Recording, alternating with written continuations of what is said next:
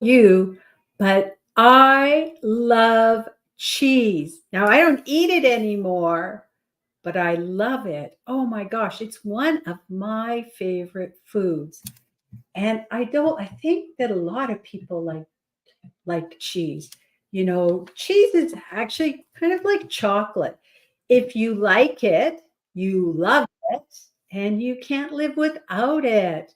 And yeah, for me, I can live without it, but boy, I love cheese. And so I've always had this love hate relationship with cheese because even though I love the taste of it, I know that it's probably not the best for me. And when you ask people about, whether or not they can go vegan, a lot of times cheese is kind of the deciding factor that keeps people they can do everything else, but they can't do cheese. Well, today, guess what we are talking about? We're actually talking about foods that are less healthful than you think. And the first one we're going to talk about is cheese and dairy. We're going to also talk about eggs and oils. And so I would love to get started because we are going to start with cheese, one of my favorite. All right. Now, we are basically in week 2 of our spring clean uh, reset. We did the summit last week, and we were very fortunate to have Dr. Neil Barnard as one of our panelists. And he also recently published the book called The Power Foods Diet, the breakthrough plan that traps, tames, and burns calories for easy and, most importantly, permanent weight loss. And so, just to recap, basically, some of the principles that he's talking about, which he says trapping, taming, and burning calories. So, we can tame our appetite by eating the right foods.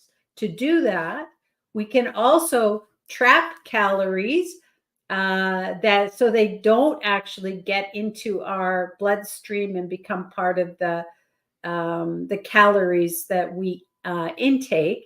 We can basically poop them out. That sounds so glamorous, but that's what it is. And then we can also have an after meal burn, which basically means if some foods will actually boost your metabolism. And I think it was a wives' tale when I was growing up that, once your metabolism was low, that was it. You were done. It was like your metabolism was at a level and you couldn't change that level. And for me, it was by doing yo-yo dieting that my metabolism was going to be lowered uh, because my body was saying, hey, I'm not getting enough nutrients and enough calories.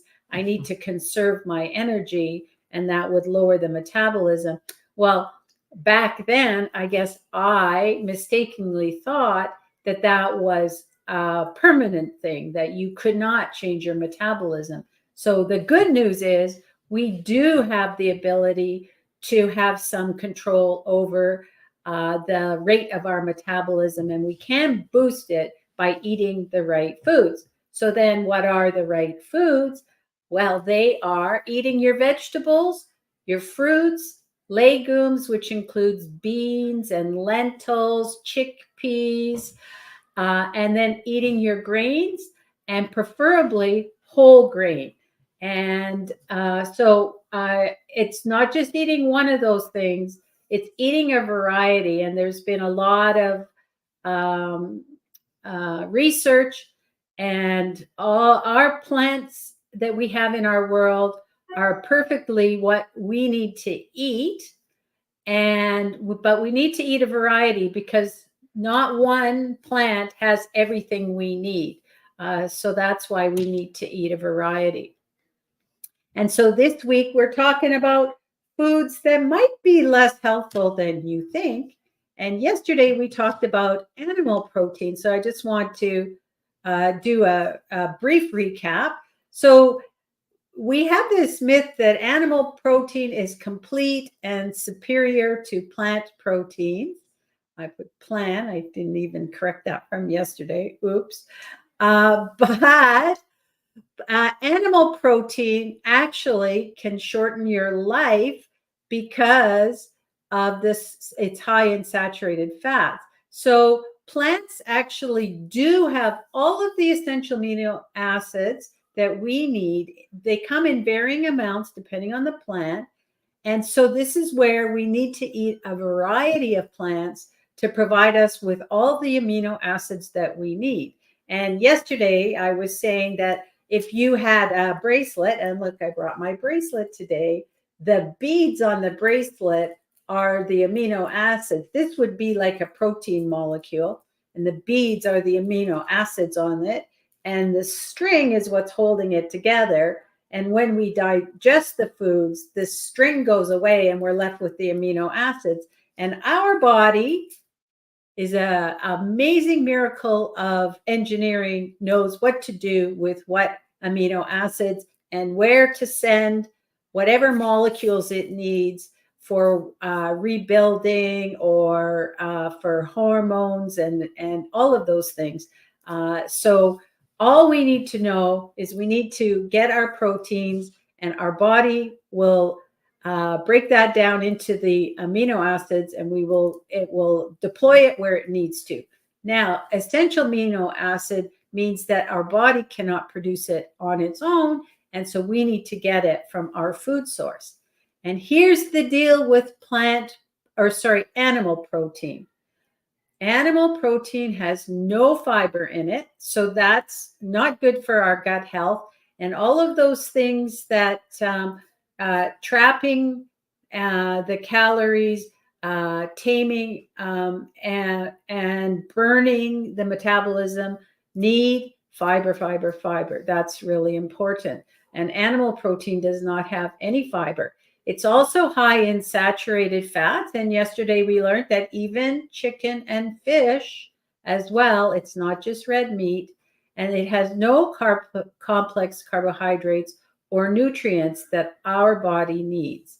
So it is not, I know, especially in the bodybuilding and the gym and all that, to build our muscles, we talk about making sure we get enough protein. And plant protein is what we really need for our bodies. All right. So let's move on. And we're going to talk about cheese and other dairy products too. Oh, number one thing, cheese is addicting. And it is addicting. It does have in the casein that cheese comes with, there is, it's like an opiate, if you will, that actually is addicting. And so if you love cheese, which I do, and most people do, now, not everybody does. Some people can take or leave it. Some people don't like it at all, but a lot of people like it. And so it's actually addicting. And that's one of the reasons we keep coming back for more. It actually is good, but it doesn't love us back. So even though we love it, it's not really the best for us. And the number one nutrient in milk, which is what cheese is made of, is sugar or lactose sugar. And the number two nutrient in milk is fat. And so when you take milk and you turn it into cheese, you're actually condensing all those calories down. And if you peel back the layers of the onion, cheddar cheese has about 70% fat, and most of that is saturated fat. And the other thing that one of the reasons why cheese is so delicious to most people is the sodium content. And for the most part, cheese has more sodium than potato chips. So if you took 2 ounces of potato chips on average, you would have 330 milligrams of salt or sodium. And cheddar cheese has 350 milligrams of sodium for the same 2-ounce serving. Edam cheese has 500 milligrams for 2 ounces. And Velveeta has 800 milligrams for a 2-ounce serving. And when I was, when I ate cheese, I loved Velveeta. Oh my gosh. So I could, if I had mac and cheese, the best way to make mac and cheese was with Velveeta or Cheese Whiz, right? And I bet that they're the same thing. And now I'm a little more onto it. I don't even think those are real cheeses. I think they're processed cheeses. So they're at a level all of their own, but they were so good. But you can see 800 milligrams of sodium is a lot. That's over double almost everything else there. So yeah, not so good for us. All right. And then the other thing about cheese and dairy products is that it contains estradiol and other female sex hormones, aka estrogens. And here's the reason why, and this was interesting to me. I did know that when in the dairy industry, a cow is it's like a human. A mother only produces milk when she has a calf or a baby to feed. That's what milk is meant for. And so you just keep that in mind. The milk is meant for the calf, just like our mother's milk is meant for the baby. Then what happens is they basically artificially inseminate the cows so that they will continue. They are basically continually having babies. They'll have a baby every year. And so once they have the baby, that calf is taken away from them, and the milk goes to be produced for consumption by us. But as part of the dairy industry, but they also then will artificially inseminate the cow again, and so she is producing milk and is pregnant at the same time. And so what happens is while she's producing milk, all of the hormones that are there because of the baby or fetus that's in her is not helping the situation. And so researchers have been doing a lot of studies, and I'm just going to talk. There is a study in China, and the reason why China is a good benchmark is because they have fairly low rates of milk. It's not prevalent that everybody drinks milk the way it is in North America. And so they did this study and they found that for people who were drinking milk, for every 1/5 of the cup of dairy products that somebody's consuming, the risk of breast cancer rose by 19%. And that basically means 1 cup per day of dairy will actually double your risk of breast cancer. Now, one of the reasons they believe that drinking milk is linked to breast cancer is because of the estradiol that's in the milk. And that now they haven't proven that, but that's the track that they're on when it comes to this link between breast cancer and drinking milk. And then the question then becomes, what about skim milk? Does that help? Because skim milk basically becomes like non-fat milk or a version of it, because here in Canada we have non-fat or skim milk, which is supposed to be like almost no fat. We have a 1%, a 2%, and then I think it's 3 or 3.5% is full regular milk. So there's various options. Well, if you take out the milk, what you're left with is the lactose, which is the sugar. There's some dairy protein, and you still get the estrogen. So by taking out the fat, you're not removing much other than the fat itself. So that kind of gives you an idea. It's not really making it that much healthier for you, other than, if you're on if your idea is for permanent weight loss, which is really what Dr. Barnard is really talking about, then that might help you with that. But it's certainly not a better alternative in terms of some of those health issues that you can have. Now, what about yogurt, another dairy product? So basically, it's a dairy product that has bacteria added, and because it's made from milk, it has the same issues that we talked about for milk and the cheese as well. And there's a lot of advertising that the yogurt and the dairy industry puts on the fact that the bacteria cultures that are in the yogurt are healthy for us because they add probiotics. That's what bacterial cultures is a probiotic.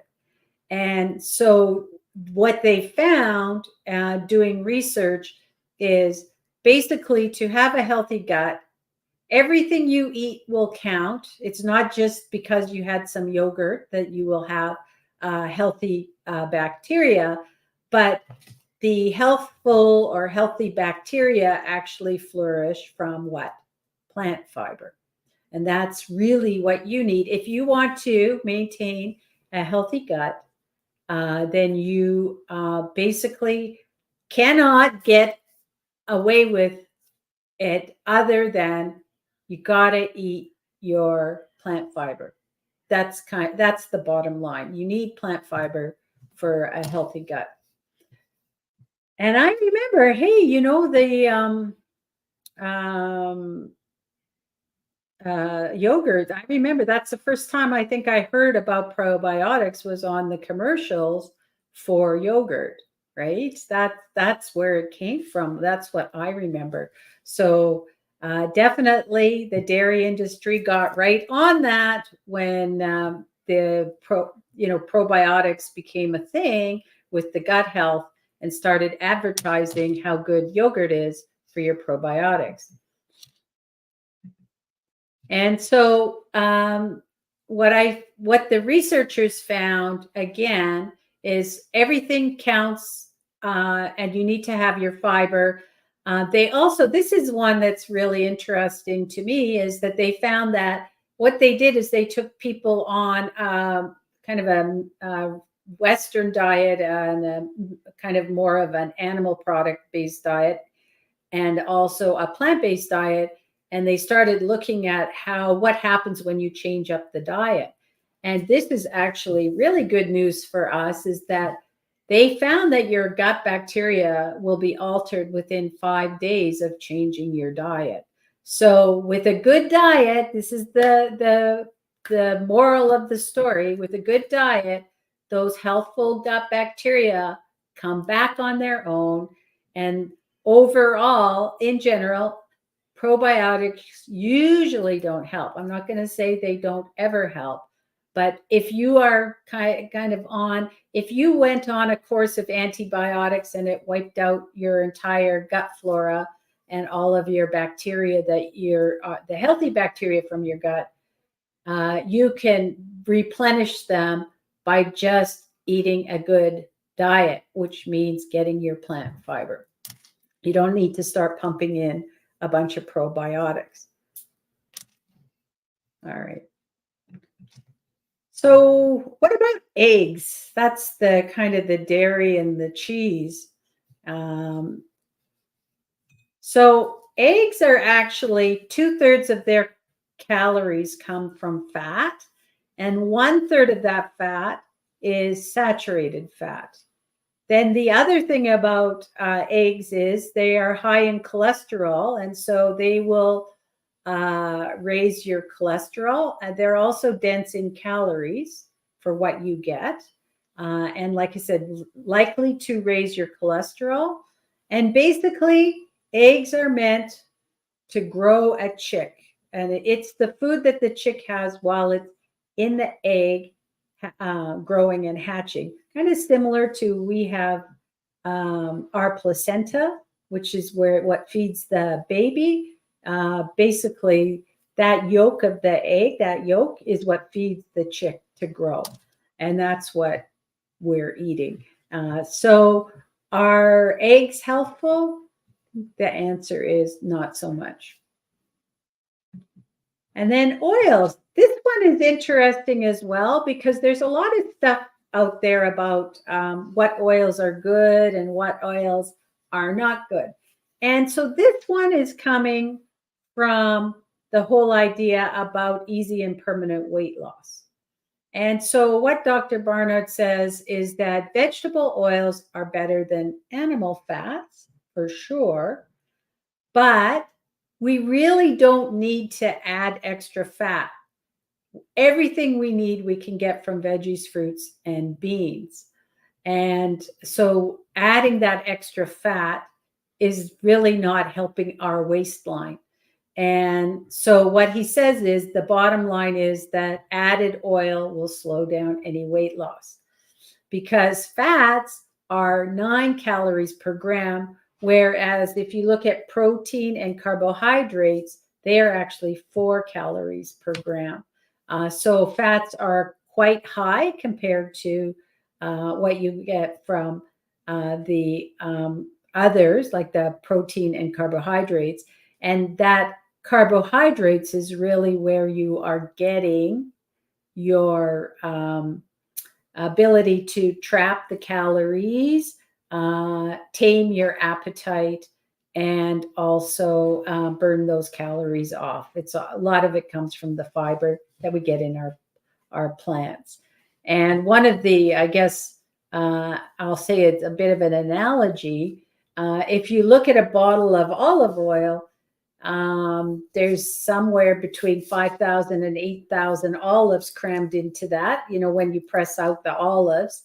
And that's not exactly the same as eating a few olives, for sure. Now, I know, fat makes things taste better. We love our fried foods. I know a lot of times, especially I don't eat them at home, but, when I go out to a restaurant, it always feels good to have French fries, right? Because they taste good.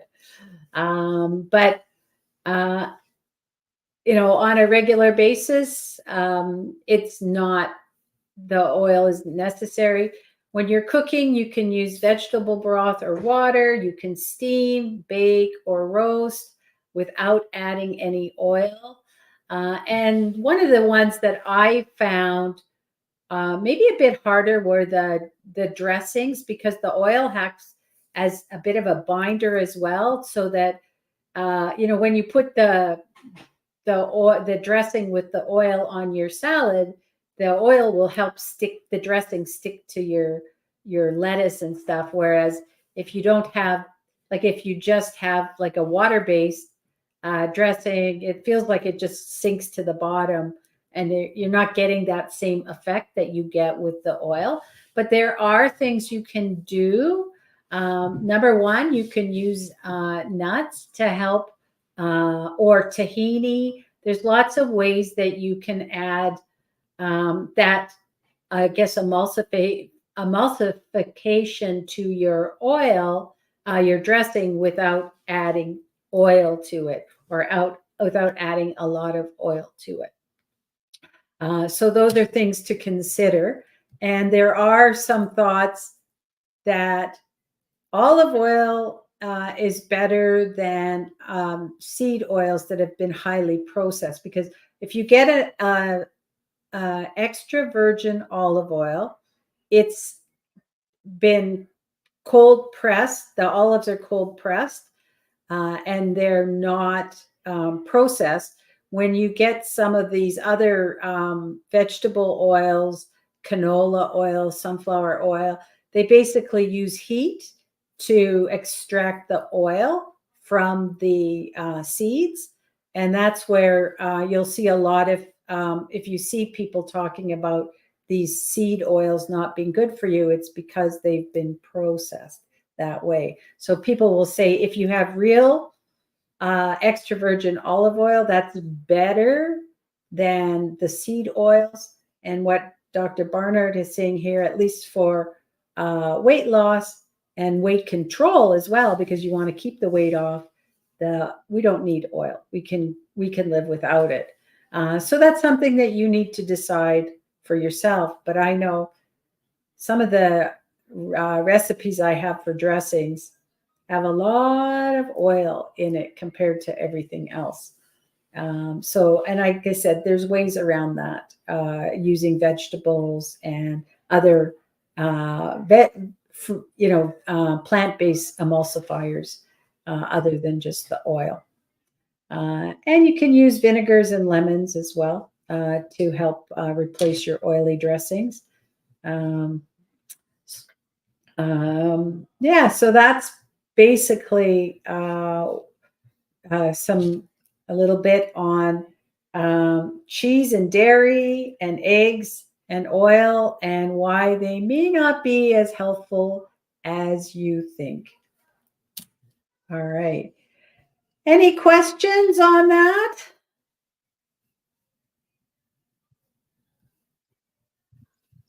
Hi. Hey. I have a couple. All right. I've actually got some comments and some questions. So, I, like you, remember when, and it wasn't just like fad diets. It wasn't like these TV show hosts. I mean, medical people were saying count calories or, do X, Y, and Z. And so, it's no wonder everyone's confused because everyone, it's like what you hear first kind of sticks in your head. Yeah. You know what I mean? I mean, Yeah. so I can only imagine what they're going to be saying in 20 years. Once this becomes more standard, you know what I mean? Well, the thing is, we don't know what we don't know, right? That's the first Yeah. thing. And some of these things are coming from research. Some of the things have been known for a while, but it takes time for them to get out into the world. And, Yeah. when I look at what my knowledge of nutrition was up until I got interested in it after I went plant based, it was based on the advertising I saw out there, really, truly. And I think Yeah. that's where a lot of people get their knowledge from is what they see and they hear on TV, unless you start digging into it and doing the research and looking it up yourself. And I will say, even don't trust me. You can look it up for yourself too. Because there are people out there that are I guess health experts that maybe aren't have a different viewpoint, and there's so many viewpoints, and that's what makes it so confusing. And everybody has to kind of look at it for themselves and decide for themselves what Yeah. works for them, and also what they believe is the right. But it's very confusing. Even the Yeah. plant-based is confusing because people are saying different things. They have different Yeah. programs. Yeah. And then I wanted to give you kudos. So, I think it was 2 weeks ago, you made a salad dressing with beets. Mm-hmm. Right? And you added all this dill. Now I didn't make the salad dressing with the beet. I bought the beets, but I haven't yet.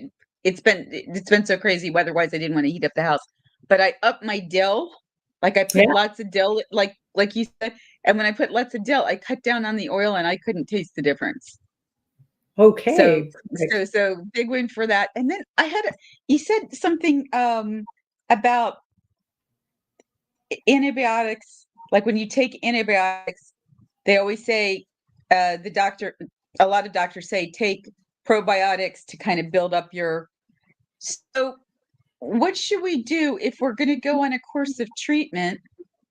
Should we just keep up our veggies? Is that what I'm hearing? Just Yeah. keep eating the veg. Like, don't do anything different. Just if you aren't eating veggies, then start eating veggies. If you're going on antibiotics Yep. or those types of drugs, that's what I'm hearing you say. Well, I'm going to say if you're not eating your veggies, start eating them just in general. But if you are eating your veggies, just keep eating your veggies. And it'll come back. Okay.